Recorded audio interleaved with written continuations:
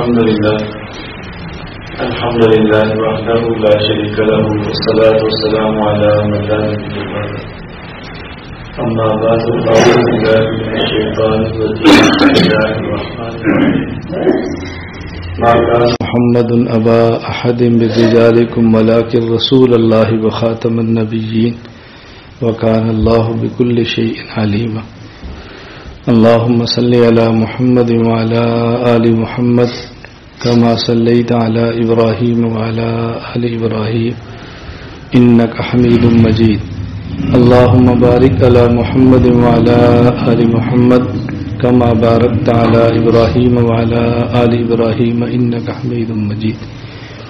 اللہ رب العزت نے جب تک اپنے دین کو باقی رکھنا ہے تو دین کا کام کرنے والوں کو بھی باقی رکھنا ہے. کام ہمیشہ افراد ہی کرتے ہیں، افراد کے بغیر کبھی بھی کام نہیں ہوتا. تو اللہ رب العزت کا جب تک دین رہنا ہے تو اللہ تعالیٰ نے کام کرنے والے افراد بھی باقی رکھنے. رسول اکرم صلی اللہ علیہ وسلم اب دنیا میں نہیں ہے اور نبی کریم صلی اللہ علیہ وسلم کے ورثاء پہلے بھی تھے، آج بھی ہیں، آئندہ بھی رہیں گے. نبی کریم صلی اللہ علیہ وسلم کے ورثاء حدیث پاک میں ہے کہ علماء ہیں. ان العلماء ورثۃ الانبیاء. رسول اکرم صلی اللہ علیہ وسلم کی وراثت وہ علم ہے. اس علم کے وارث ہر دور میں اللہ تعالیٰ نے رکھے ہیں. دین پہ عمل تو سب نے کرنا ہے لیکن دین کا علم سب کے پاس نہیں ہوتا. قرآن کریم میں ہے فاسألوا اہل الذکر ان کنتم لا تعلمون. ایک طبقہ ان کا ہے جو اہل علم نہیں ہے اور ایک طبقہ ان کا ہے جو اہل علم ہے. تو اللہ تعالیٰ نے حکم دیا ان کو جو علم والے نہیں ہیں وہ ان سے پوچھ لیا کریں جو علم والے ہیں. اور حضور اکرم صلی اللہ علیہ وسلم نے ارشاد فرمایا انما شفاء العی السؤال، کہ اگر علم نہ ہو تو یہ جو بیماری ہے اس کی شفا اور اس کا علاج وہ سوال ہے. اور سوال کرنے میں آدمی کو جھجک سے کام نہیں لینا چاہیے، اپنے مسائل پوچھنے چاہیے. جب بھی کوئی مسئلہ پیش آ جائے تو معلوم کرنا چاہیے. ہمارے حضرات علماء اور اکابر اور مشائخ نے امت کی رہنمائی کے لیے 2 قسم کی کتابیں تحریر فرمائی ہیں. بعض کتابیں وہ ہیں کہ جن میں دلائل بیان فرمائے ہیں تاکہ مسئلہ اور مسئلے کے ساتھ دلیل بھی ہو، اور بعض کتابیں وہ ہیں کہ جن میں مسائل لکھے ہیں اور ساتھ دلائل نہیں لکھے، کہ ہر آدمی کے پاس اتنا وقت نہیں ہوتا کہ وہ دلیل کے ساتھ مسئلے کو پڑھ سکے، یا ہر آدمی میں اتنی اہلیت نہیں ہوتی کہ مسئلے کی دلیل کو بھی سمجھ سکے. تو اس کے لیے صرف پھر مسائل لکھ دیتے ہیں اور ساتھ پھر امت کو ترغیب دینے کے لیے، دین پلانے کے لیے کچھ فضائل بھی بیان فرماتے ہیں. تو ہمارے ہاں سب سے زیادہ اس وقت وہ کتابیں جو چل رہی ہیں اور تقریباً اکثر گھروں میں، ان میں ایک تو کتاب ہے مسائل معلوم کرنے کے لیے بہشتی زیور، جو حکیم الامت مجدد الملت مولانا اشرف علی تھانوی رحمۃ اللہ علیہ نے تحریر فرمائی ہے. اور ایک اس سے مختصر کتاب ہے تعلیم الاسلام، جو حضرت مولانا مفتی کفایت اللہ دہلوی رحمۃ اللہ علیہ نے تحریر فرمائی ہے.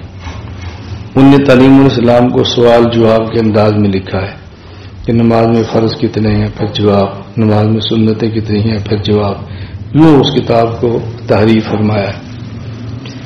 چونکہ احادیث میں یہ ساری چیزیں اکٹھی نہیں ہیں تو فقہاء نے آیات اور احادیث سے نکال کر یہ چیزیں اکٹھی جمع فرما دی. ابھی یہ 5 دن قبل کی بات ہے، وہاں کوالالمپور میں ملیشیا میں تھا، تو ایک دوست ہے گجرانوالہ کے، وہاں کالج میں پڑھاتے ہیں، اپنے ساتھ ایک بندہ لے کر آئے. تو مولانا صاحب یہ 1-2 مسائل پوچھنا چاہتے ہیں. میں نے کہا بہت اچھی بات ہے، مجھے خوشی ہے کہ آپ مسئلہ معلوم کرنے کے لیے آئیں. تو مجھے انہوں نے مسئلہ پوچھا، میں بڑی مختصر سی بات کہہ رہا ہوں کہ مولانا صاحب امام صاحب کے پیچھے فاتحہ پڑھنی چاہیے کہ نہیں. میں نے کہا بھی ہم تو نہیں پڑھتے. انہوں نے کہا جی فلاں تو پڑھتے ہیں. میں نے کہا فلاں کو چھوڑیں، آپ نے مجھ سے پوچھا پڑھنی چاہیے کہ نہیں؟ میں نے کہا میں نہیں پڑھتا۔ آپ امام حنیفہ رحمۃ اللہ علیہ کو فالو کرتے ہیں؟ کہا جی ہاں۔ میں نے کہا امام صاحب تو نہیں پڑھتے۔ وہ جی فلانے پڑھتے ہیں۔ میں نے کہا فلانوں سے آپ کو کیا لگے؟ آپ کون سے کیا ہے؟ آپ کو اپنا مسئلہ معلوم ہونا چاہیے۔ میں نے بتا دیا۔ تو مجھے کہنے لگے میں مطالعہ کرتا ہوں احادیث کا، تو احادیث میں بہت ساری چیزیں پھر ہمیں ملتی نہیں ہیں۔ تو میں نے کہا کہ آپ کی بہت بڑی غلطی ہے کہ آپ حدیث کا مطالعہ کرتے ہیں۔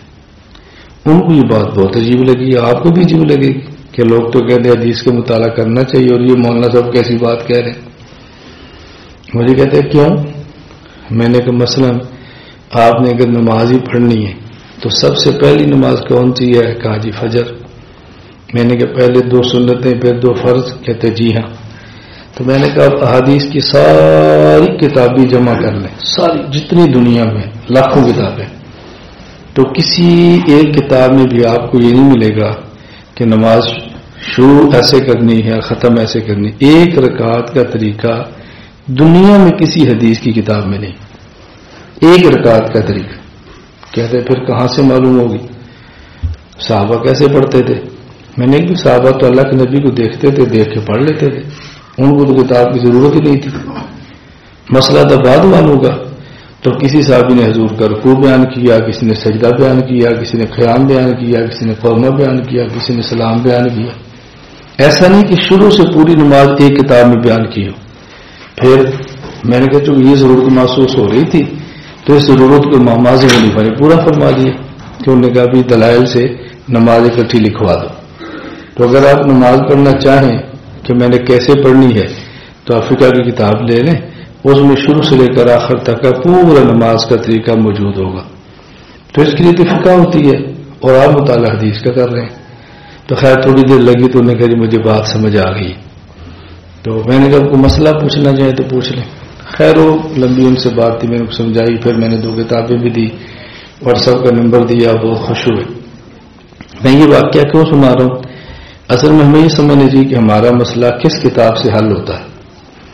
حضرت مولانا شیخ علی تھانوی رحمۃ اللہ علیہ نے اپنے جو بڑے بڑے اہل علم حضرات ہیں ان کو بٹھا کر ایک مشورہ کیا کہ ہم قرآن کریم کی ایسی تفسیر لکھ دیں کہ جس میں مسئلہ ہو اور نیچے آیت ہو، مسئلہ ہو آیت ہو، ایک ایسی تفسیر لکھیں۔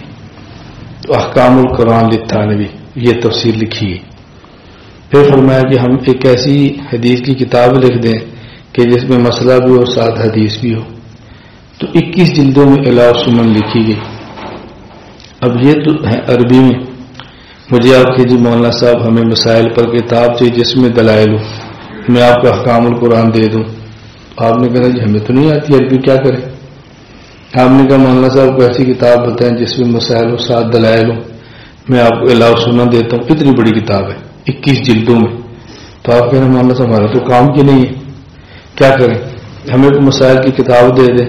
میں کہتا ہوں اچھا بیشتی زیورات اس میں آپ کے سارے مسئلے موجود ہیں۔ تو جب میں نے بیشتی زیورات دی اس میں حدیثیں تو ہے نہیں۔ اب آپ کو مولانا صاحب اس میں تو دلیل ہی نہیں ہے۔ تو میں نے کہا میں نے دلیل والی دی تو آپ کہتے مجھے آتی نہیں ہے، اس میں دلیل نہیں میں نے دی تو آپ کہتے اس میں دلیل نہیں ہے۔ اب میں آپ کے ساتھ کیا کروں؟ یا تو آپ نے 12 سال پڑھا ہو تو پھر دلیل والی کتاب لے لیں، اور جب 12 سال نہیں پڑھا تو پھر بغیر دلائل کی کتاب لے لیں۔ اس میں حرج کی بات کیا ہے؟ میں عالم ہوں لیکن ڈاکٹر تو نہیں ہوں نا۔ میں کہتا ہوں ڈاکٹر صاحب ایسا کریں مجھے نا کہ موٹی موٹی چیزیں لکھ دیں، اگر سر درد ہو تو ہم کون سی دوائی لیں، بخار ہو تو کون سی لیں، پیٹ میں درد ہو تو کون سی لیں، نزلہ ہو تو یہ موٹی موٹی چیزیں مجھے لکھ دیں۔ تو یہ ڈاکٹر صاحب مجھے واقعے کے اوپر لکھ کے دے دیتے ہیں، کتنی آسانی۔ میں کہتا ہوں ڈاکٹر صاحب اس کے دلائل بھی لکھیں، یہ نزلے کے لیے یہ کیوں، بخار کے لیے یہ کیوں۔ تو مولانا صاحب میڈیکل کالج تو آپ نے پڑھا رہی ہے، میں کیا دلائل آپ کو لکھ کے دوں گا؟ تو دلائل اگر لکھ دیں تو میں کو ڈاکٹر صاحب میں انگریزی نہیں پڑھی ملتے ہوندے نہیں۔ تو انہوں نے کہا میں تو پہلے کیا سی کہ نسخہ سب لکھ لے تو صحیح کیا مولانا صاحب نے دلیل لکھ کے دی، اور میں تمہیں کہڑی زبان لکھ کے دیا؟ میڈیکل تو انگلش ہے، اردو تو ہے ہی نہیں۔ اسی طرح ہمارے دلائل عربی میں، اردو میں تو نہیں ہے۔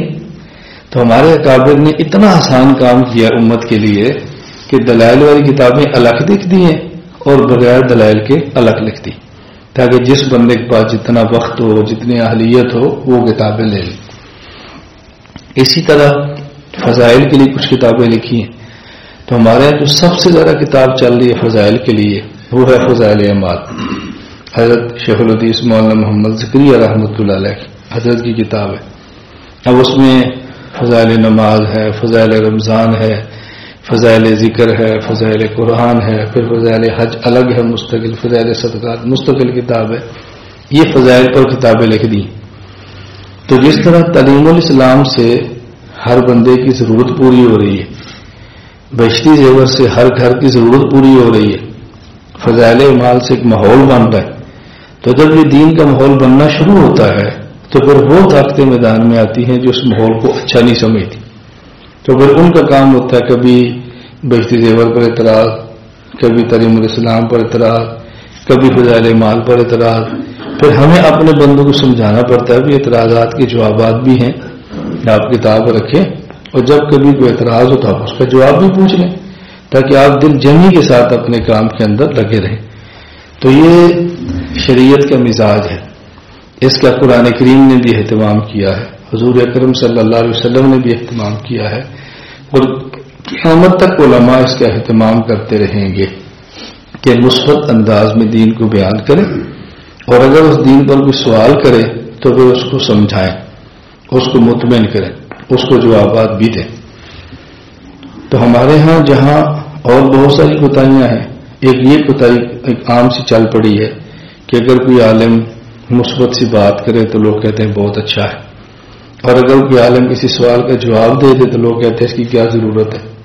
اور جب وہی سوال پھر ہمارے اوپر آتا ہے تو پھر ہم کہتے ہیں یار واقعتاً ضرورت تو ہے، یہ سوال کے جواب تو آنے چاہیے تھے، اس کا تو بہت فائدہ ہوتا ہے. تو اللہ تعالی ہم سب کو یہ باتیں سمجھنے کی توفیق عطا فرمائے. سندھ میں ایک مدرسہ ہے جامعہ حسینیہ شہداد پور، یہ رائیول کی شاخ ہے، دورہ حدیث تک کا مدرسہ، بہت بڑا مدرسہ. میں وہاں مدرسے میں گیا تو دفتر میں بیٹھے تھے شیخ الحدیث مولانا سلیم صاحب دامت برکاتہ.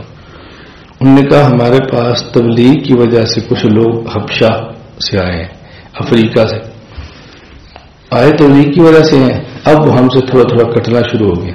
میں نے کہا جی کیوں؟ انہوں نے کہا فضائل اعمال کی تعلیم ہوتی ہے تو کچھ اعتراضات آئے ہیں، ہم سے اس کے جواب نہیں بنے، وہ لڑکی اب تعلیم سے کھسکنا شروع ہو گئی، اب ہمارے لیے کافی مسئلہ بنا ہے. میں نے کہا چلو اس لڑکے کو بلائیں. وہ اردو جانتے تھے، وقت لگا ہوا تھا، پڑھتے تھے اردو میں. تو میں نے ان سے بات کی بھائی آج کل سنا آپ فضائل اعمال کی تعلیم میں نہیں بیٹھتے. ایک ہوتا ہے اس وجہ سے نہ بیٹھے کہ آپ کے پاس وقت نہیں ہے، یہ ہو سکتا ہے.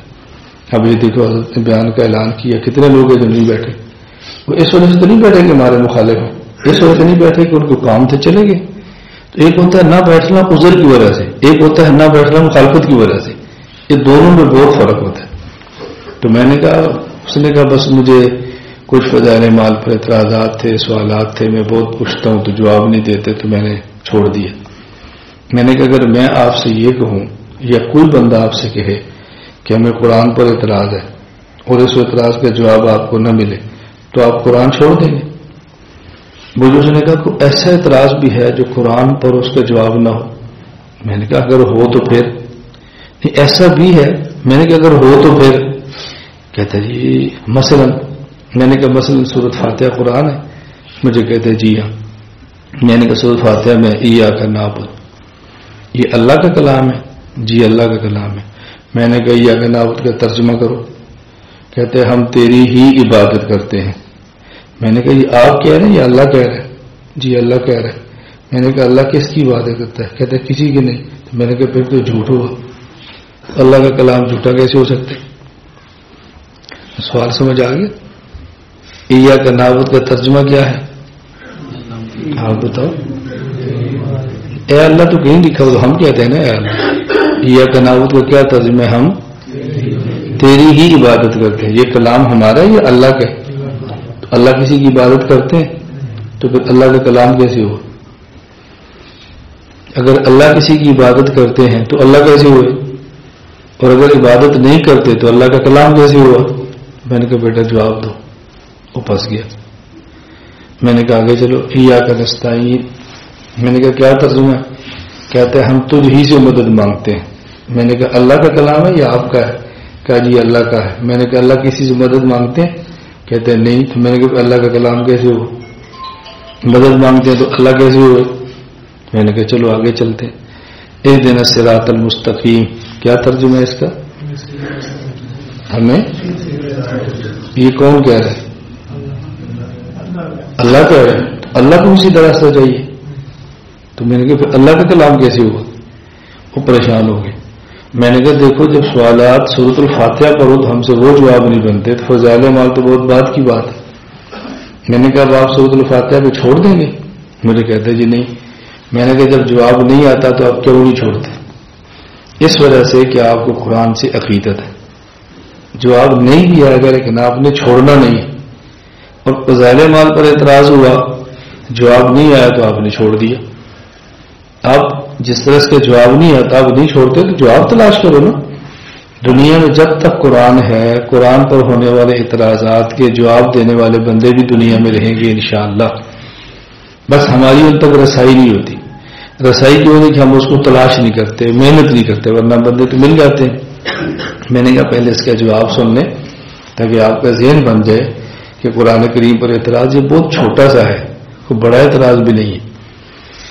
ایک بچہ آپ اسکول داخل کراتے ہیں، ہیڈ ماسٹر آپ کے بیٹے کو سکھاتا ہے کہ بیٹا جب آپ نے کبھی چھٹی لینی ہو نا تو آپ نے یوں درخواست دینی ہے، بخدمت جناب ہیڈ ماسٹر صاحب السلام علیکم ورحمۃ اللہ وبرکاتہ، گزارش ہے کہ میرے چچا جان کی شادی ہے، 3 دن کی چھٹی دیں. یہ کس نے لکھا ہے؟ ہیڈ ماسٹر لکھ رہا ہے نا. تو ہیڈ ماسٹر کے چچا کی شادی ہے، لکھ تو ہیڈ ماسٹر ہے تو چچا کی شادی تو ہے نہیں. میں نے کہا اب دیکھو کوئی بندہ ہیڈ ماسٹر سے پوچھے جی آپ کے چچا کی شادی ہے؟ نہیں. آپ کا نام عبد الرحمان ہے؟ نہیں. تو آپ تو لکھ رہے ہیں خدمت جناب ہیڈ ماسٹر مجھے چھٹی دو 3 دن کی، چچا کی شادی ہے، نیچے آپ نے عبد الرحمان لکھا ہوا. اور ہیڈ ماسٹر صاحب فرمائیں گے کہ یہ درخواست میں نے اپنے لیے نہیں لکھی، یہ میں نے بچے کے لیے لکھی ہے کہ جب مجھ سے چھٹی چاہیے تو یوں لکھنا. تو میں نے کہا ایاک نعبد اللہ کا کلام ہے لیکن اللہ کے لیے نہیں ہے، اللہ کے بندے کے لیے. اللہ فرماتے جب میری عبادت کرو نا تو پھر ایاک نعبد کہنا، مجھ سے مدد مانگو تو ایاک نستعین کہنا، ہدایت چاہیے تو اہدنا الصراط المستقیم کہنا. یہ کلام اللہ کا ہے لیکن اللہ کے لیے نہیں بلکہ اللہ کا کلام ہے اللہ کے بندوں کے لیے. میں نے کہا دیکھو سوال ختم ہو گیا، اب آپ کو کوئی تکلیف نہیں ہے، آپ کھلے دل کے ساتھ سورۃ الفاتحہ کی تلاوت کرو گے، اشکال نہیں ہوگا. بالکل اسی طرح جو ہماری کتابیں ہیں ان پر اعتراضات ہوتے رہتے ہیں لیکن یہ کوئی ایسی بات نہیں ہے کہ جس کے جواب نہ ہو. تو ہمارے ہیں اس وقت بیشتی زیور بھی ہے اور بھی ہے. وقت اصل میں جو کہ کم ہے، میں نے مغرب کی آگے پڑھنی ہے، درمیان میں تھوڑا سا وقت تھا تو بھائی ہمارے بس ان کی خواہش ہوتی ہے کہ گزرتے گزرتے ہماری مسجد میں نمازی میں تھوڑا سا بیان ہو ہی جائے. وہ تھوڑے سے لیے میں رک جاتا ہوں، چلو تھوڑا سا بیان کر لیتے ہیں. 1-2 سوال آپ سمجھ لیں بس تاکہ زیادہ تو وقت نہیں ہوتا. فضائل اعمال میں حضرت شیخ الحدیث مولانا زکریا رحمۃ اللہ علیہ نے ایک واقعہ نقل کیا ہے اور یہ واقعہ نقل کیا ہے ایک صحابی کا، حضرت حنظلہ رضی اللہ تعالی عنہ.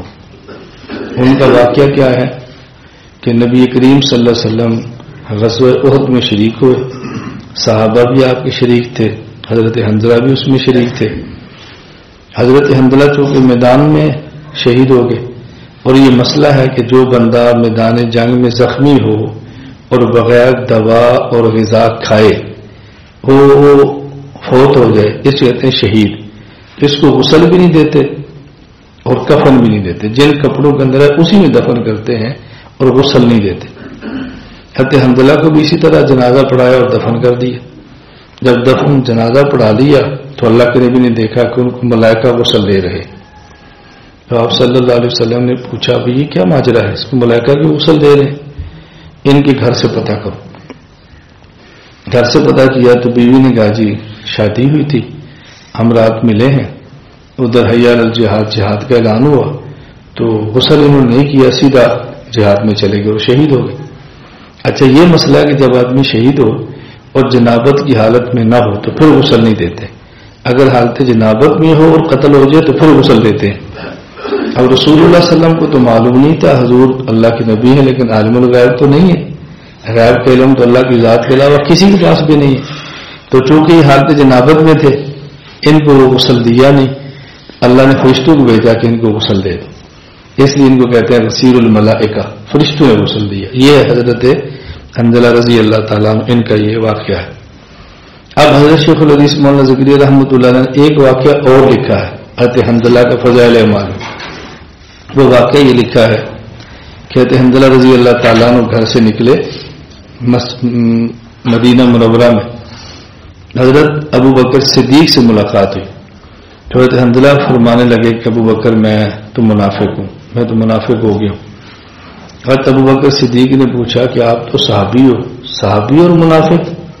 کہا نہیں، میں جب رسول اللہ صلی اللہ علیہ وسلم کی مجلس میں ہوتا ہوں نا تو ایمان کی کیفیت بہت اوپر ہوتی ہے، اور جب حضور کی مجلس سے گھر بیوی اور بچوں کے پاس آتا ہوں تو ایمان کی کیفیت بہت نیچے ہو جاتی ہے، تو مجھے لگتا ہے کہ میں منافق ہوں۔ جیسے کبھی ہم بھی کہتے ہیں نا مولانا صاحب کدی تو نماز پڑھنے میں تو بڑی رونا ہوتا ہے اور کدی نماز تو دل ہی نہیں کرتا، کی کریے؟ یہ ہمارے ساتھ بھی ہوتا ہے نا۔ تو حضرت حنظلہ اس پر بہت پریشان تھے، کبھی کیفیت یہاں ہوتی ہے اور کبھی یہاں آتی ہے، تو مجھے لگتا ہے میں منافق ہوں۔ جب انہوں نے واقعہ سنایا تو ابو بکر صدیق رضی اللہ عنہ فرمانے لگے حنظلہ پھر تو میں بھی منافق ہوں، جب حضور کے مجلس میں ہوں تو میرے ایمان کی کیفیت بہت اوپر ہوتی ہے اور جب گھر آتا ہوں تو میرے ایمان کی کیفیت بھی نیچے ہو جاتی ہے۔ اب یہ صحابی پریشان ہوئے تو دونوں مل کر رسول اللہ صلی اللہ علیہ وسلم کی خدمت میں گئے، نبی کریم صلی اللہ علیہ وسلم کے سامنے اپنی کیفیت بیان کی تو آپ نے فرمایا کہ جو تمہارے ایمان کی کیفیت میری مجلس میں ہوتی ہے، اگر یہی کیفیت بازار میں اور گھر میں بھی ہو تو پھر تم سے فرشتے مسافر کیا کریں، پھر تم سے فرشتے مسافر کیا کریں۔ یہ آپ نے بات کیوں فرمائی؟ ایک ہے ایمان نبی کا، ایک ہے فرشتوں کا، اور ایک ہے ہم جیسے مسلمان امتی کا۔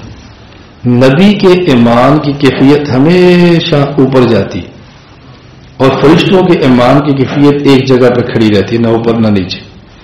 اور ہم جیسے مسلمان امتی ہیں، ہماری کیفیت کبھی اوپر ہے کبھی نیچے ہے۔ ابھی مسجد کے ماحول میں تو کیفیت اور ہے، باہر بازار میں جائیں گے تو کیفیت اور ہے، روزے پر ہوں گے تو اور ہے، اور کسی غلط جگہ پہ ہوں گے تو اور ہے، ہماری کیفیت اوپر نیچے ہوتی رہتی ہے۔ تو اللہ کے نبی نے یہ بات سمجھائی کہ نہ تو تم دونوں نبی ہو کہ ہمیشہ کیفیت اوپر جائے، نہ تم دونوں فرشتے ہو کہ تمہاری کیفیت ایک جگہ پر رہے، تم تو میرے بشر امتی ہو، لہذا کبھی کیفیت اوپر جائے گی اور کبھی نیچے آئے گی، اس لیے اس وقت پریشان ہونے کی ضرورت نہیں ہے۔ ایک واقعہ اس پر ذہن میں رکھیں، حضرت امام نسائی رحمۃ اللہ علیہ بہت بڑے محدث تھے اور بہت خوبصورت تھے۔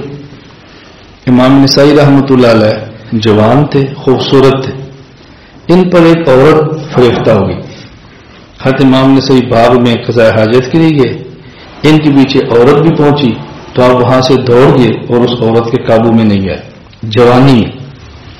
حضرت امام نسائی رحمۃ اللہ علیہ جب جوانی ڈھلی، بڑھاپے کی طرف گئے تو ان کو خیال آیا کہ اگر میں جوانی میں اس عورت کی خواہش پوری کر دیتا اور بعد میں توبہ کر لیتا، وہ بھی خوش ہو جاتی اور میں توبہ کرتا، بعد میں گناہ بھی ختم ہو جاتا۔ یہ خیال آیا تو حضرت امام نسائی رحمۃ اللہ علیہ رونے لگ گئے، بہت روئے اس بات پر جب میری جوانی تھی گناہ کر سکتا تھا تو گناہ نہیں کیا، اور جب بڑھاپا ہے گناہ نہیں کر سکتا، وہ عورت ہے ہی نہیں، اب مجھے گناہ کے خیال آ رہے، اس پر روتے روتے آنکھ لگ گئی تو خواب میں حضور اکرم صلی اللہ علیہ وسلم کی زیارت ہوئی تو نبی کریم صلی اللہ علیہ وسلم نے فرمایا، نسائی یہ پریشان ہونے کی ضرورت نہیں ہے، یہ مجھ سے بعد زمانی کا اثر ہے، یعنی آپ کا زمانہ جب جوان تھے تو میرے قریب تھا اور جب بوڑھے ہو گئے تو زمانہ مجھ سے دور ہو گیا۔ یہ جو آپ کی کیفیت ہو رہی ہے نا، جب گناہ کر سکتے تو نہیں کیا، جب نہیں کر سکتے تو دل کر رہا ہے، یہ جتنا زمانہ مجھ سے دور ہوتا جائے گا نا، اسی طرح گناہ کے تقاضے بڑھتے چلے جائیں، تو اس پر آپ نہ پریشان ہو۔ تو جب حضور پاک کی مجلس میں ہے تو کیفیت اور ہوگی، اور جب حضور سے دور جائیں گے تو پھر کیفیت اور ہو جائے گی۔ خود انس رضی اللہ تعالیٰ عنہ فرماتے ہیں کہ جب حضور مدینہ میں آئے تو یوں لگتا تھا کہ مدینہ روشن ہے، اور جب حضور گئے تو یوں لگتا کہ تاریکی چھا گئی ہے۔ ابھی ہم نے حضور پاک کی قبر مبارک پر مٹی بھی نہیں ڈالی کہ ہمارے دلوں میں تغیر اور تبدیلی شروع ہو گئی۔ تغیر کا معنی کہ کیفیت ہماری بہت کمزور ہونا شروع ہوگی. اب اللہ کے نبی نے سمجھایا کہ جب میری مجلس میں وہ کیفیت اور ہوگی اور جب مجھ سے دور ہوگی کیفیت اور ہوگی. اب سوال کیا ہے وہ ذرا سوال سمجھیں. فضائل اعمال کے اس دونوں واقعات پر لوگ سوال یہ کرتے ہیں. ادھر حضرت حنظلہ نے واقعہ بیان کیا کہ شادی کی پہلی رات ہی شہید ہو گئی، اور ادھر واقعہ بیان کیا کہ جب حضور کے پاس ہے تو کیفیت اور ہے، اور جب بیوی بچوں کے پاس ہے تو کیفیت اور ہے. اب بدن میں سچا واقعہ کون سا، غلط واقعہ کون سا؟ ادھر کہہ رہے ہیں پہلی رات شہید ہو گئے، ادھر کہتے ہیں کہ بیوی بچوں کے پاس بھی ہوتے تھے. تو ان کی کیسے ہو سکتا ہے؟ تو یہ کہتے ہیں شیخ رحمۃ اللہ علیہ جو کہ بوڑھے تھے، الیاذ باللہ دماغ کام نہیں کرتا تھا، کبھی کچھ لکھتے تو کبھی کچھ لکھتے. اس کا آسان سا جواب کی ذہن میں رکھ لیں. حضرت حنظلہ ایک ہے حنظلہ بن ربیع، ایک ہے حنظلہ بن مالک. حنظلہ نام کے دو صحابی تھے. وہ جو پہلی رات شہید ہوئے ان کا نام تھا حنظلہ بن مالک، اور جو بیوی بچوں کے ساتھ جاتے تھے کیفیت اور ہوتی، حضور کے پاس آتے اور ہوتی، یہ تو حنظلہ بن ربیع. تو جب حنظلہ دو ہیں تو واقعات بھی دو ہیں. اب اس میں اشکال کی بات کیا ہے؟ تو چونکہ علم اپنا کمزور تھا، یہ معلوم نہیں تھا کہ حنظلہ نام کے دو صحابی ہیں، تو اعتراض مولانا زکریا پر کر لیا کہ ان کو پتہ نہیں چلتا تھا. تو حنظلہ نام کے دو صحابی تھے. اچھا ایک اور واقعہ ذہن میں رکھیں کہ حضرت مالک بن سنان رضی اللہ تعالی عنہ، حضرت عبداللہ بن زبیر رضی اللہ تعالی عنہما، دونوں کا واقعہ ہے. رسول اللہ صلی اللہ علیہ وسلم نے پچھنے لگوائے حجامہ، خون مبارک نکلا تو پیالے میں تھا. تو حضرت عبداللہ بن زبیر سے فرمایا کہ اس کو کی مناسب جگہ پر گرا دو. حضرت عبداللہ بن زبیر گئے، واپس آئے تو آپ نے پوچھا کہاں گرایا؟ کہا جی میں نے پی لیا. تو رسول اکرم صلی اللہ علیہ وسلم فرمانے لگے کہ جس پیٹ میں نبی کا خون جائے اس پیٹ میں جہنم کی آگ کبھی نہیں جاتی. یہ ان کا واقعہ. مالک بن سنان کا اور واقعہ ہے کہ غزوہ احد کے موقع پر جو حضور کے دندان زخمی ہوئے تھے تو انہوں نے نبی پاک صلی اللہ علیہ وسلم کے یہاں جو لوہے کی کڑی تھی اس کو نکالا تو خون جو نکلا تو انہوں نے پی لیا. اب اس پر لوگ سوال کیا کرتے ہیں کہ جی قرآن کریم میں ہے حرمت علیکم المیتۃ والدم، کہ دم یہ حرام اور ناپاک ہے. تو ناپاک خون صحابی پی ہے اور حضور فرمانا ہے کہ اس پیٹ کے اندر جہنم کی آگ نہیں جائے گی. تو ناپاک چیز کے پینے پر تو جہنم ہوتی ہے، لہذا یہ واقعہ قرآن کے خلاف ہے. اس کا بہت آسان تھا جو جواب ہے وہ یہ کہ ایک خون ہے امتی کا، ایک خون ہے نبی کا. امتی کا خون ناپاک ہوتا ہے اور نبی کا خون پاک ہوتا ہے. تو حضرت نے جو خون پیا تھا وہ نبی کا پیا تھا، امتی کا نہیں تھا. امتی اور نبی کے خون میں فرق ہے. ایک واقعہ آخری بس اور سن لیں. حضرت شیخ الحدیث مولانا زکریا رحمۃ اللہ علیہ نے حضرت آدم علیہ السلام کی توبہ کا واقعہ ذکر کیا ہے کہ آدم علیہ السلام جب بھول گئے، خطا ہو گئی، اللہ کی طرف سے ڈانٹ آئی تو آپ نے توبہ کی اور اللہ سے دعا مانگی، اللہم انی اسألک بحق محمد لما غفرتنی، اے اللہ میں تجھے حضرت محمد صلی اللہ علیہ وسلم کا وسیلہ دے کر دعا مانگتا ہوں کہ آپ مجھے معاف فرما دیں.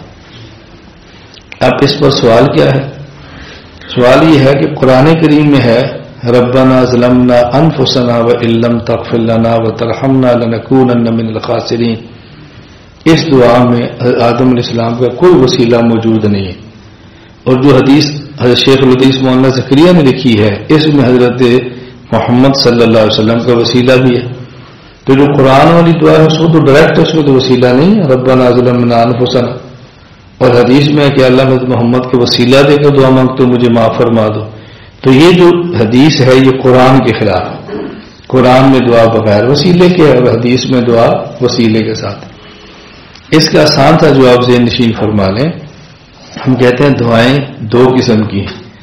بعض دعائیں آدم علیہ السلام کی قرآن میں ہیں اور بعض دعائیں آدم علیہ السلام کی حدیث میں. اب دیکھو رسول اکرم صلی اللہ علیہ وسلم کی بعض دعائیں قرآن میں ہیں اور بعض دعائیں حدیث میں. قرآن کریم میں دعا ہے رب زدنی علما، اور حدیث میں گیا اللہم انی اسألک علما نافعا. اب کوئی بندہ کہ جی قرآن کے خلاف ہے، اللہم انی اسألک علما نافعا قرآن میں تو نہیں ہے. ہم کہیں گے بھی حضور پاک نے 23 سالہ زندگی میں ایک ہی دعا مانگی ہے، آپ تو کئی دعائیں مانگی ہیں، کچھ دعائیں قرآن میں ہیں، کچھ دعائیں حدیث میں۔ ہم جب آخری تشہد اتحیات میں بیٹھتے ہیں تو ہم دعا مانگتے ہیں رب جعلنی مقیم الصلاۃ ومن ذریتی، ایک دعا یہ ہے اور یہ قرآن نے، اور ایک اور دعا ہے رب انی ظلمت نفسی ظلما کثیرا، اب یہ بھی حدیث میں دعا ہے، اتحیات کی دعا ہے، تو ایک دعا قرآن میں ہے اور ایک دعا حدیث میں۔ اسی طرح جس طرح رسول اللہ صلی اللہ علیہ وسلم کی بعض دعائیں قرآن میں ہیں اور بعض دعائیں حدیث میں ہیں، تو یہ نہیں کہتے کہ یہ دعا قرآن کے خلاف ہے، یہ کہتے ہیں کہ ایک دعا قرآن میں ہے اور ایک دعا حدیث میں۔ اسی طرح آدم علیہ السلام کی 2 دعائیں ہیں، ایک دعا قرآن میں ہے جو بغیر وسیلے کے ہے، اور ایک دعا حدیث میں ہے جو کہ وسیلے کے ساتھ ہے۔ اس لیے وسیلے کے بغیر دعا مانگے تب بھی جائز ہے، اور رسول اکرم صلی اللہ علیہ وسلم کا وسیلہ دے کر اللہ سے مانگے تب بھی جائز ہے۔ اللہ تعالی ہم سب کو شریعت کے مطابق عمل کرنے کی توفیق عطا فرمائے۔ الحمدللہ رب العالمین والصلاۃ والسلام علی رسولہ وعلی آلہ وصحابہ اجمعین۔ یا اللہ ہم سب کے گناہوں کو معاف فرما دے، خطاؤں سے درگزر فرما دے، جائز حاجات کو پورا فرما دے، دین کی خدمت کے لیے ہم سب کو قبول فرما لے۔ یا اللہ ہمارے اکابر جو خدمات کی اپنے کرم سے قبول فرما لے۔ یا اللہ رسول اکرم صلی اللہ علیہ وسلم کی ہم سب کو شفاعت نصیب فرما دے، قیامت کے دن آپ کے ہاتھوں جام کوثر عطا فرما دے، اپنے عرش کا سایہ نصیب فرما دے، اسلام والی زندگی ایمان والی موت عطا فرما دے۔ ربنا هب لنا من ازواجنا وذرياتنا قرة اعين واجعلنا للمتقين اماما۔ وصلی اللہ تعالی علی رسول خیر خلقہ محمد وعلی آلہ وصحابہ اجمعین، آمین برحمتک یا